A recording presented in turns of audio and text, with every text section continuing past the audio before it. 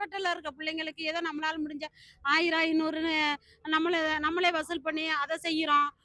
ஆனா கெடுதல்னு நம்ம பண்ணுனதே இல்ல. அதுதான் கெடுதல்னு பண்ணுனதே இல்ல. அப்படி இருக்கும்போது நம்மள இவ்வளோ மோசமா ஒ வாக்கு செலுத்திருங்க அப்படின்னா, நம்மள மேல இருந்து கீழ வரைக்கும் பாக்குறாங்க. அது எப்படின்னு தான் சொல்ல தெரியல தம்பி. மனசு ரொம்ப வலிச்சது. கட்சியை விட்டுட்டு போயிடலாம் அப்படின்னு சொல்லியிருக்காங்க. இல்ல. கட்சிய விட்டுட்டு எப்படி தம்பி முடியும்? இந்த உலகளவுல அரசியல் கட்சின்னு பார்த்தா, சிறந்த கொள்கைய வச்சிருக்கிறது நம்ம மட்டும் தான். நம்ம தோக்கல. என்ன? நம்ம தோக்கவே இல்ல. நம்ம கொள்கை வாழ்ந்துகிட்டு தான் இருக்கும், வளரும்.